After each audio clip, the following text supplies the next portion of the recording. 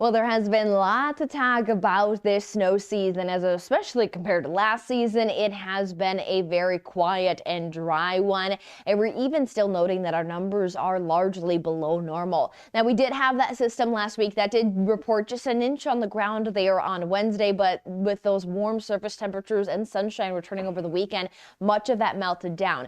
But it did at least tack on another day where we had more than an inch of snowfall on the ground in the Casper area. But that only brings us 29 days so far this season where we've seen that inch or more on the ground. Now, a normal season has about 48 days, and last season we had 88 days. We're not going to get anywhere near that, but we'll keep an eye on maybe getting near that 48 days, as we do have some precipitation in our forecast, but for the near future, it is about dry conditions. We're seeing that carrying over for our Tuesday, Wednesday, even majority of our Thursday. We're staying dry. We'll note that we will turn active, especially towards the end of our weekend forecast. We're underneath the pattern that's going to keep us drier though here and not allow for much precipitation across much of the western parts of the United States for at least the end of this work week. We'll have a little bit of a northerly system Thursday and then a stronger low pressure system that will be a bit more complex coming from the end of the weekend into early next week.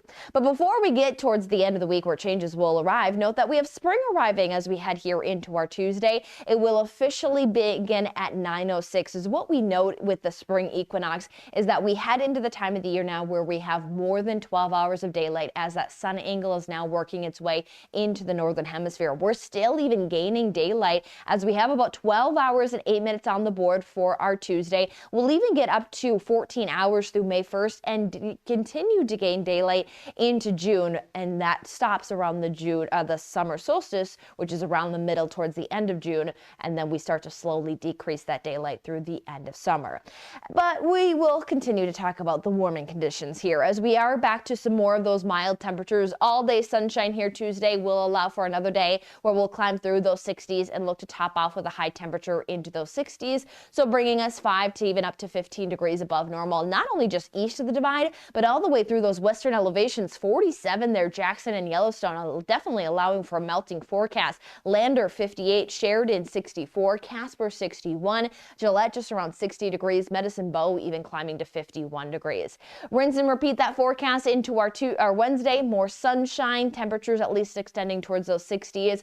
And we know that both our Monday and our Tuesday and our Wednesday here allows for some light winds. But by the end of the week, that's when that active forecast starts to push in. So that is going to bring some increase into those winds. Not looking at high wind alerts. And then we also start to pair it up with some precipitation. Weak chance late on Thursday. And then again, our better chance could start to set up as early as Saturday into Sunday.